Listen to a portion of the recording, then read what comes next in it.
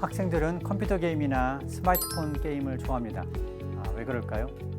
그 안에서는 자신이 직접 지휘관이 되거나 건축가가 되거나 디자이너가 되어서 무언가를 구현하고 창조하고 변화를 일으킬 수 있기 때문이죠. 또 친구들과 힘을 합쳐 작전을 짜고 함께 승리를 이뤄냅니다. 게임은 현실의 축소판인 셈입니다. 공부는 사실 게임보다 더 실제적인 것을 다루는데도 학생들은 게임만큼 흥미를 갖지 않습니다. 공부에서 현실과의 연결고리를 느끼기 어렵다는 뜻입니다. 책 제목은 잊어버렸지만 오래전에 책에서 읽은 문장이 있습니다. 왜 학생들이 공부를 싫어하는지 아는가? 그들이 공부를 할수록 자신이 이 세계로부터 단절된다고 느끼기 때문이다. 제가 공부하기 싫었던 순간들을 떠올려 보니까 이 말이 전곡을 찌르고 있었습니다. 무의미한 일에 나를 투입하는 느낌? 공부를 할수록 내가 이 세상과 분리되고 점점 내 자신이 사라져버리는 그런 느낌이 드는 거죠. 진정한 공부라면 우리를 생생한 현실과 연결시킵니다.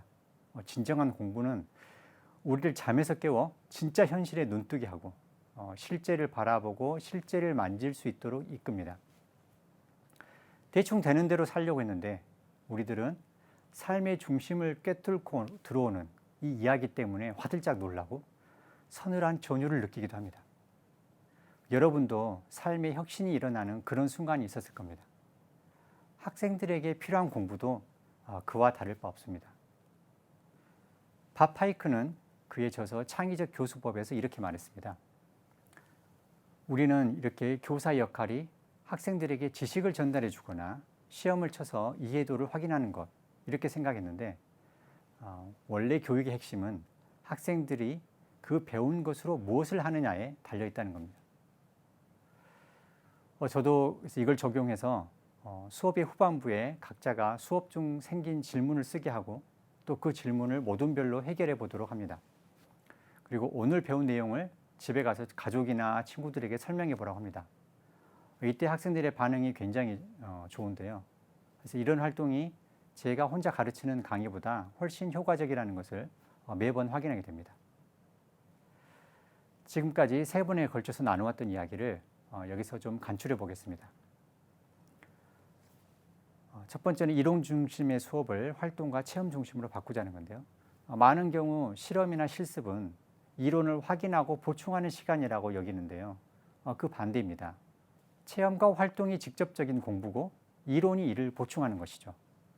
구름과 햇빛, 풀과 나무, 음식과 요리, 자동차와 신용카드 이런 게 우리가 진짜 살아가는 세계이자 우리가 알아야 할 것이고요. 광합성이나 영양소, 연력학, 경제이론 이건 이 진짜 세계를 이해하는 데 도움이 되는 개념인 거죠. 교육하다, educate의 어원은 밖으로 끄집어내다라는 의미를 갖고 있습니다. 우리 교육은 마치 학생 안에 지식을 집어넣으려는 듯한 그런 태도를 갖고 있지만 그런 식으로 주입된 지식은 학생들 안에서 변화를 만들어내지 못합니다. 학생들 안에서 스스로 생겨난 깨달음이 학생들을 변화시키죠. 활동과 체험 중심의 수업을 하게 되면 많은 교사들이 교사로서 제가 하는 일이 아무것도 없는 것 같아요. 이렇게 말하는데 그게 맞는 것 같습니다. 수업 시간엔 교사보다 학생이 더 바빠야 하는 거죠.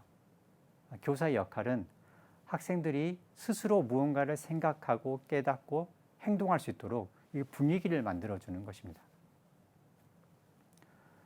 중학교 사회책에 포함된 정치, 경제 내용들은 성인인 저한테도 쉽지가 않고요. 고등학교 과학교과서에는 대학의 물리교수도 설명하기 어려운 내용들이 굉장히 많이 들어 있습니다. 이건 이론 중심 수업의 결과이기도 합니다. 이론 체계를 가르칠 때는 일부분의 지식이 아닌 어떤 완벽한 세트를 제공해야 한다는 강박관념이 작용하기 때문이죠. 우리가 활동과 체험 중심의 수업을 옮겨가면 선생님이나 학생들이나 사실 수준에서 큰 차이가 없기 때문에 자연스럽게 눈높이가 조정됩니다. 활동과 체험 중심의 수업은 노력과 시간이 많이 들어갑니다. 교사가 혼자 말로 설명하면 10분이면 충분한 것을 학생들이 그 내용에 대해서 일일이 따져보고 실습을 하거나 토론을 해보려면 50분이 소모됩니다.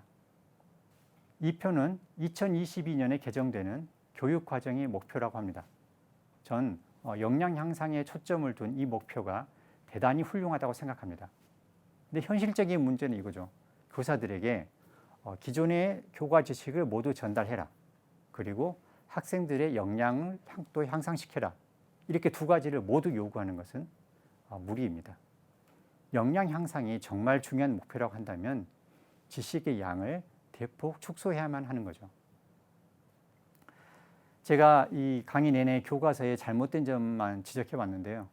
사실 교과서는 그동안 많은 변화들을 겪어왔고 대부분 긍정적인 방향으로 진행되고 있습니다.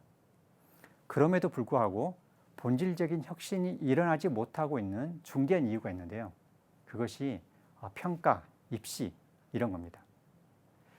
제가 교육의 문제에 관련해서 이야기를 하면 많은 분들이 이렇게 말합니다. 생각하고 토의하는 수업, 체험하는 수업, 즐거운 활동 이게 다 좋습니다. 근데 평가는 어떻게 할 겁니까? 그리고 이런 식으로 공부하는 게 대학 입시에 도움이 되겠습니까? 네, 맞습니다. 지식 전달 위주의 교육을 하면 평가는 수월합니다. 뭘 아는지 모르는지 물어보면 되니까 문제 내기가 쉽고요. 답이 맞는지 틀린지가 분명합니다. 객관적인 평가가 가능한 거죠. 하지만 창의력이나 협동력, 깨달음의 깊이를 객관적으로 평가한다? 이것은 쉽지 않습니다. 수능 문제의 경우에는 훨씬 더 심각하겠죠. 지금도 질문의 의도가 애매하거나 정답이 두 개인 문항이 나오면 온 국가가 떠들썩한데 주관적인 평가가 가미되면 논란이 많아질 겁니다. 하지만 전 묻고 싶습니다. 평가를 공정하게 하고 정답이 하나만 존재하는 시험을 내기 위해서 우리의 자녀들이 의미 없는 공부를 계속하도록 놔두는 것이 옳은 일인가? 그리고 누가 어느 대학에 갈 수 있는지 결정하기 위해서 학생들을 일렬로 줄 세우는 게 바람직한 것인가? 여러분 중에 자녀한테 셔츠를 사주면서 이거 옷 소매가 너무 기니까 내 팔을 좀 늘려야겠다 이렇게 말하거나 오늘은 식탁 의자가 부족하니까 한 명은 굶어라 이렇게 말하는 부모가 있습니까? 결코 그럴 수 없죠. 자녀가 끼니를 잘 챙겨 먹고 건강하게 자라기를 바랄 뿐이지 몸을 옷에 맞추거나 의자 숫자에 맞춰서 밥을 준비하는 사람은 없습니다. 마찬가지입니다. 우리의 자녀들에게 뭘 가르치고 어떻게 가르칠 것인가를 결정하는 데 있어서 평가의 방법이나 효율성, 대학 입시 이런 것들이 끼어들어서는 안 됩니다. 교육과 관련해서 우리의 유일한 관심은 이 공부를 통해 학생들이 무엇을 경험하고 깨달을 것인가, 이 배움을 통해 어떤 사람으로 변화되어 갈 것인가 이것입니다. 그리고 이 목적을 달성하기 위해 평가나 입시 제도를 바꿔가는 거죠. 평가나 입시는 학생들의 공부를 촉진하는 데 사용하는 하나의 도구에 불과합니다. 학교에서 평가를 하는 목적은 각자의 배움이 얼마나 잘 이루어졌는지 스스로 점검해 보도록 도와주는 거지 누가 더 잘하는지 등수를 매기는 것이 아닙니다. 지금처럼 오로지 평가와 입시를 위해서 공부를 하고 있다. 또 공부라는 명목으로 학생들의 자유와 인간성이 말살되고 있다. 이러면 평가와 입시를 근본적으로 손봐야 되는 거죠. 현재 입시는 온통 공정성에만 관심이 쏠려 있습니다. 입시 제도가 바뀌면 누가 유리한지 이런 것에 관심을 갖는 거죠. 이젠 이 입시의 관점을 바꿔서 어떤 입시 제도가 모든 학생들로 하여금 즐겁고 의미 있게 공부하도록 도와줄 수 있는지 이걸 살펴야 됩니다. 그 방법 중 하나로 소개하고 싶은 것이 대학 서열 해소 그리고 입학 자격 시험입니다. 대학을 점차 평준화시켜서 경쟁을 완화하고 지식을 묻는 최소한의 입학 자격 시험만 통과하면 누구나 자신의 전공에 특화되어 있거나 또는 집에서 가까운 대학을 갈 수 있는 제도인데요. 이미 프랑스나 독일 등 유럽에 정착되어 있는 제도입니다.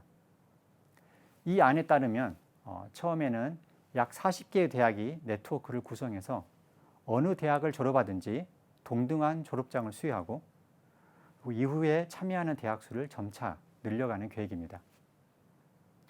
이런 제도가 정착되면 이제 중고등 시절에는 활동과 체험 중심의 수업을 하면서 다양한 경험을 쌓고 자신이 좋아하는 것이 무엇인지 여유롭게 탐색할 수 있습니다.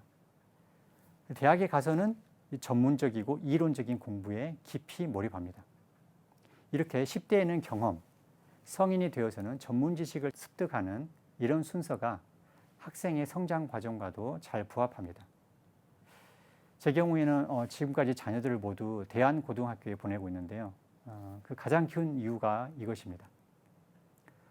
이 대학 제도와 관련된 자세한 이야기를 알고 싶다면 여기 아래 링크에서 찾아보시면 되겠습니다. 제가 공부를 썩 잘하지 못하지만 세상은 정말 신비하고 오묘한 것 같아요. 공부할 때마다 내 안에 흐트러진 퍼즐들이 하나씩 맞춰진다는 느낌이 들어요. 보세요. 저희들이 이런 걸 만들어냈어요. 대단하지 않나요? 학생들에게서 이런 말이 나올 때 우리의 교육이 제자리를 찾아갔다고 확신할 수 있을 것 같습니다. 이것으로 교과서가 바뀌어야 학생들이 살아난다 강의를 모두 마치겠습니다. 시청해 주셔서 감사합니다.